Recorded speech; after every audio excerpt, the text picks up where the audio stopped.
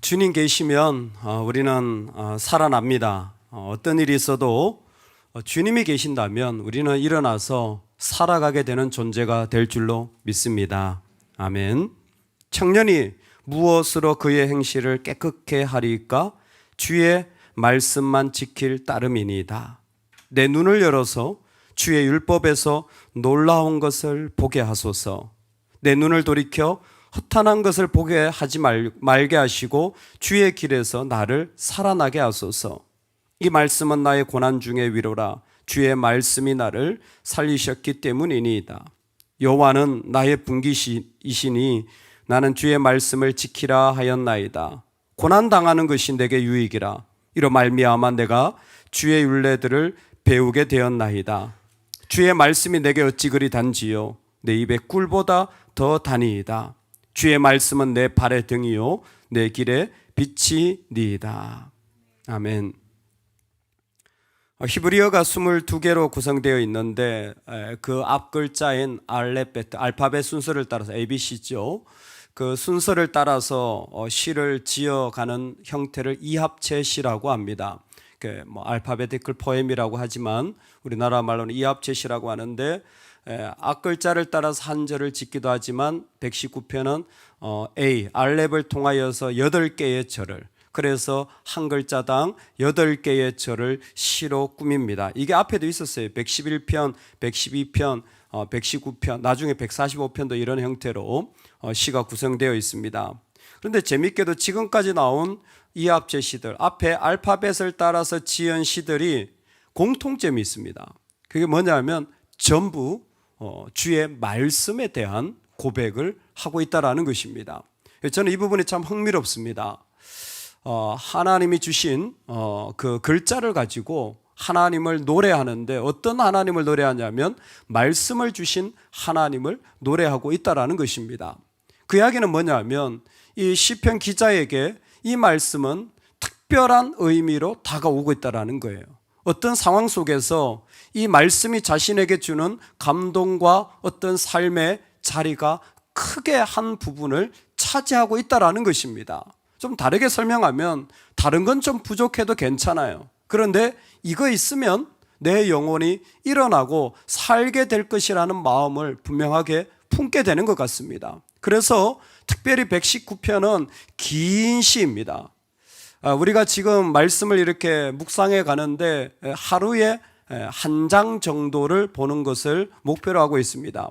이렇게 하는 것은 코로나 시대에 아무것도 할 수 없어요. 예배도 쉽지 않아서 막 예배를 드리고 그렇게 했는데 우리의 중심을 뭐로 삼을까 할 때 말씀으로 삼읍시다라는 마음을 가지고 사실 창세기부터 출발한 게 창세기, 출애굽기, 레위기, 민수기, 신명기, 여호수아, 사사기, 룻기, 사무엘, 상하, 열왕기, 상하, 이스라엘 역사가 끝났잖아요. 역대기는 왕들의 이야기니까. 그리고 지금 시편으로 넘어온 겁니다. 시가서로 넘어온 거죠.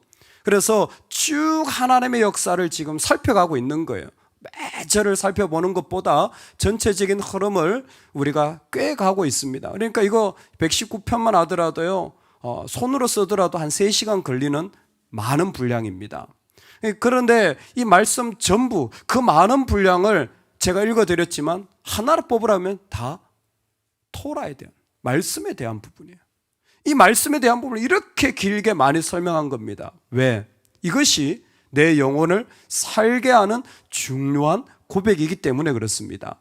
여러분, 그런데 제가 하나 부탁드리고 싶은 것이 무엇이냐면 진짜 내 영혼에 중요한 것들이 있어요. 진짜 나를 살게 하는 것들이 있습니다.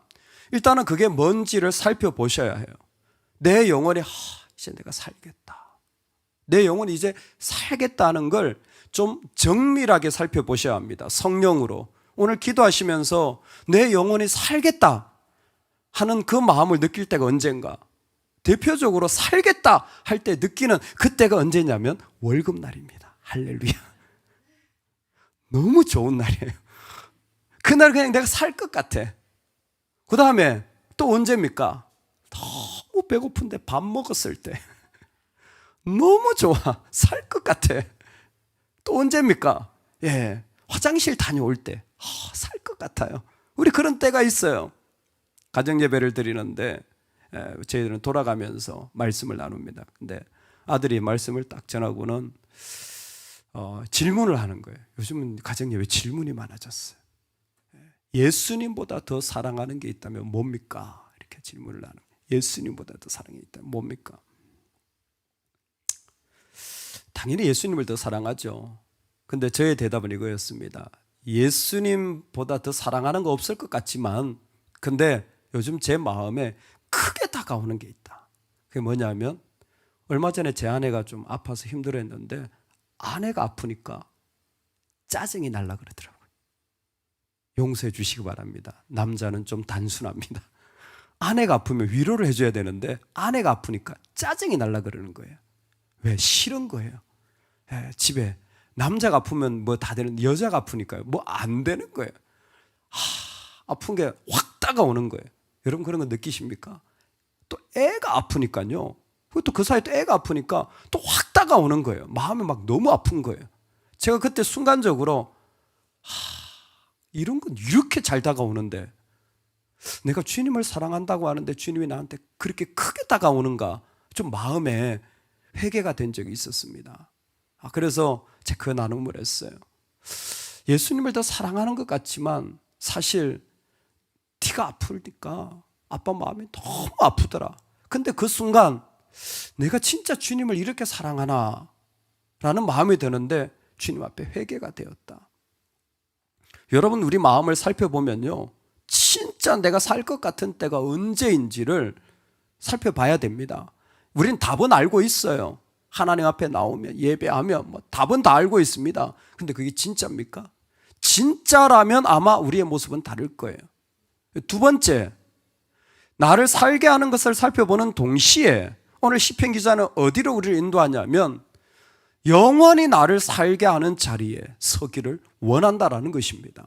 영원히 우리를 살게 하는 자리가 바로 이 자리라는 것입니다. 우리 오늘 말씀 159절인데요. 내가 주의 법도들을 사랑함을 보옵소서. 여호와여 주의 인자하심을 따라 나를 살리소서. 아멘. 이제는 이 나를 살리소서라는 말은 내가 살아야 되겠다라는 거예요.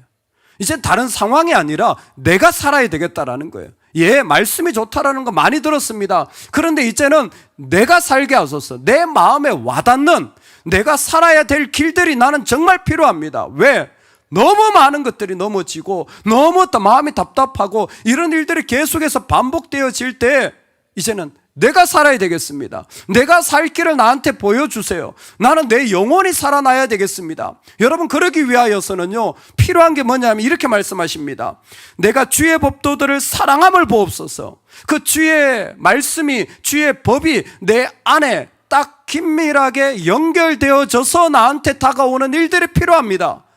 여러분, 이 일은 신약의 표현에 보면 이건 성령으로만이 가능합니다. 주의 법이 내 안에 정말 나한테 필요한 언어로 와닿는 건 성령으로만이 가능해요. 성령은 오늘도 우리에게 말씀하셔서 그 주의 말씀이 내 안에 살게 되어주는 하나님의 능력이 되어져요.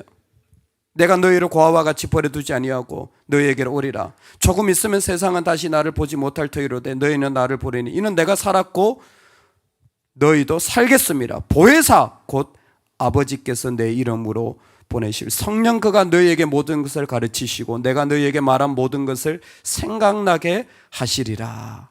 아멘.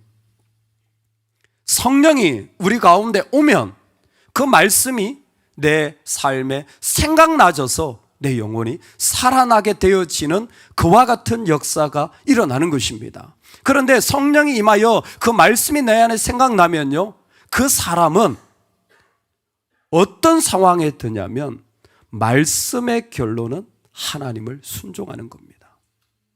순종이 되어져요. 한 신학자가 표현했습니다. 소망이 있는 자는 순종할 수 있고 소망이 없으면 순종이 안 된대요.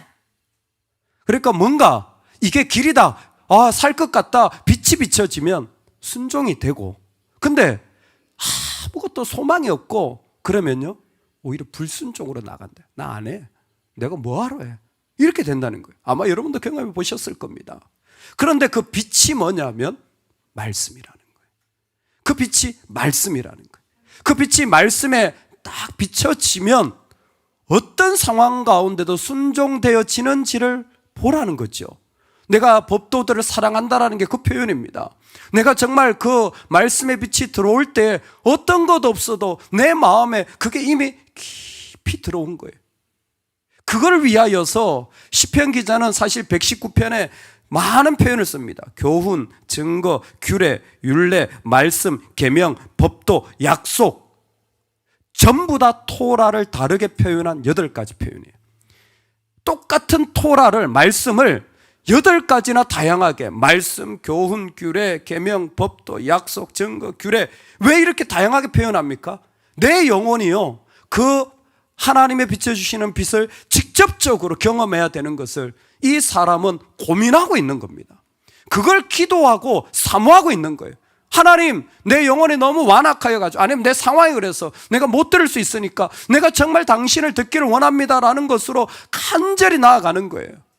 우리에게 하나님 앞에 나아갈 때에 그 말씀에 빛이 있는가? 지금 그 말씀이 나를 비치고 있는가?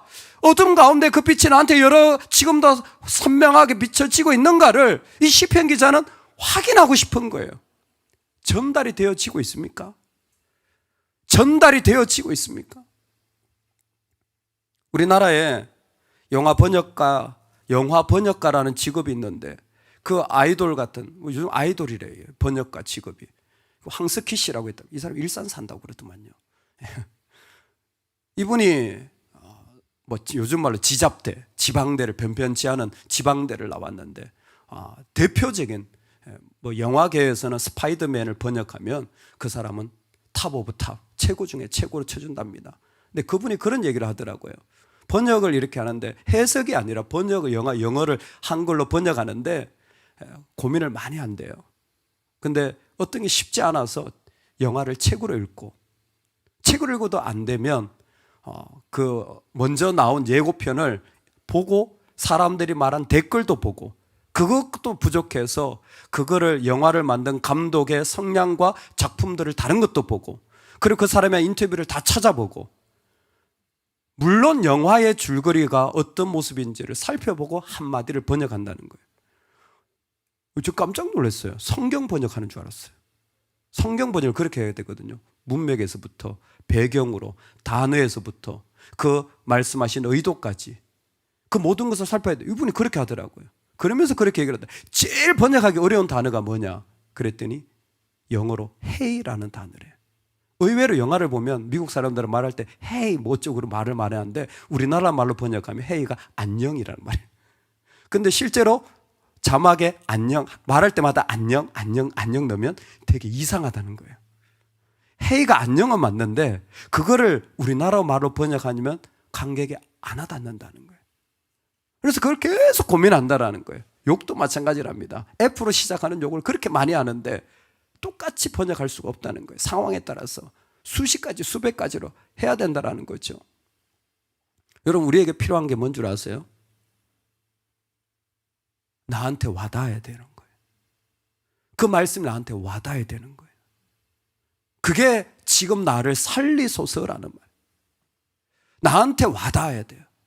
하나님 그 말씀이 나한테 와닿도록 내가 사모하고 내 마음을 열고, 그리고 그 말씀의 빛이 나한테 비춰지는지를 바라보는 게 중요한 겁니다. 그래서 하나님의 백성이 그 어려운 가운데서 정말 필요한 게 뭐냐면요, 히든 메뉴가 필요한 거예요. 히든 메뉴가. 누구도 모르는 히든 메뉴가 반드시 있어야 되는 겁니다. 바벨론에 끌려갈 때 그들은 사람만 끌려간 게 아니라 그들의 종교도 끌려갔다고 그래요. 그들의 믿음도 끌려갔습니다. 그리고 다 무너진 곳에서 살아가게 됩니다. 성전도 없죠. 그래서 그들이 첫 번째로 한 행동이 있습니다. 다 무너져 보면요, 반드시 사람이 그 자리에서 해야 될 자리가 뭐냐면 첫 번째로 우상을 제거하는 거예요. 우상을, 내가 하나님보다 더 사랑했던 우상을 제거하는 거죠. 우상을 제거하는데 우상만이 제거하는 거 아니라 하나님을 섬겼을 때에도 유일하신 하나님 외에 하나님만 있으면 되는 게 아니라 하나님 계셔야 하지만, 그리고 난 이것도 있어야 되고 이것도 있어야 되고 이것도 있어야 된다라고 말했던 것들을 끊어내는 작업이 필요합니다. 그리고 두 번째, 이스라엘 백성이 했던 것은 거기에서 개혁을 하여서 심지어 돌아왔을 때 이방 여인과 결혼한 것까지도 다 정결하게 만들잖아요. 그 작업은 이혼하라는 말이 아니에요. 그 안에 덧붙였던 모든 것을 다 씻어내라는 거죠. 그리고 두 번째 한 게 뭐냐면 그들이 그 성전도 없는, 눈에 보이는 어떤 것도 없는 때에 눈에 보이지 않는 것을 그들의 가슴 속에 심기 시작하게 되어집니다. 그게 뭡니까? 말씀이에요. 그게 바로 말씀이에요. 그래서 오늘 11절에 보면 내가 주께 범죄하지 아니하려 하여 주의 말씀을 내 마음에 두었나이다. 내 마음 안에 누구도 빼앗아갈 수 없는, 볼 수 없는 히든 메뉴를 다 가지고 있는 거예요. 그것을 가지고 살아가니까 아무리 바벨론 생활이라고 할지라도, 나 혼자밖에 없는 자리라고 할지라도 그들은 그 시간을 견뎌낼 수 있었다라는 것입니다. 살아가게 되어진다라는 것입니다. 우리 안에 내 마음 깊이 하나님이 그 가운데 살아 계신 말씀으로 내 안에 있는 그 자리. 그래서 요한복음에 보니까 내 이름으로 보내실 성령 그가 모든 것을 생각나게 하시리라. 그리고 나서 예수님이 하시는 말씀이 무엇이냐면 성령이 그 가운데서 마음에서 그 말씀으로 빛이 되게 하시면 평안을 너희에게 끼치노니 곧 나의 평안을 너희에게 주노라. 이 사람은 아무 것에도 흔들릴 이유가 없어요. 마음에 소망이, 빛이 있기 때문에, 이미 마음을 살리는 그 히든 메뉴를 가지고 있기 때문에 어떤 것에도 흔들림 없이 평안함을 누릴 수 있게 되어지는 것입니다. 할렐루야. 오늘 예수 그리스도를 고백할 때 말씀이 육신이 되어 우리에게 오신 그리스도가 우리의 히든 메뉴입니다. 그 주님을 고백할 때에 내 안에 어떤 것도 다 내려놓아지는 평안함이 될 줄로 믿습니다. 그리고 우리 영혼은요, 계속해서 그 빛 가운데 선다면 두려워할 거 아무것도 없습니다. 어떤 자리도 순종할 수 있기 때문에 여러분, 오늘 우리가 그 앞에 내 마음속에 계신 주님을 고백하며 나아가는 은혜가 있기를 소망합니다. 아침에 이수를 데려다 주면서 요즘 노력하는 게 새벽기도 말씀을 다시 리프레이즈 해가지고 우리 이수가 들을 수 있을 정도로 설명해 줍니다. 학교 가면서 뭐 다른 얘기 농담도 하다가 이수야, 이삭이 우물을 팠거든. 근데 있잖아, 계속 빼앗긴다. 짜증나겠지. 근데 그때 제 마음에 하나님, 당신이 제 손을 이렇게 잡고 말씀해 주시는군요. 저는 아빠로서 언젠가 생각나면 좋겠다라는 마음으로 아침에 기도해 주고 말씀해 주지만 성령이 우리 손을 붙잡고 뭐예요? 매일 야, 염려하지 마. 내가 너와 함께 있잖아. 말씀해 주신다는 게 자체가 뭐예요? 내가 너를 붙잡고 있잖아. 낙담하지 마. 괜찮아. 할렐루야. 말씀해 주신다는 것 자체가 이미 우리를 붙잡고 계신다는 거 아니겠습니까? 우리는 살아납니다. 염려하지 마십시오. 살아납니다. 살게 됩니다. 어떤 자리에서도 일어나게 될 것이니 오늘 그 길을 당당하게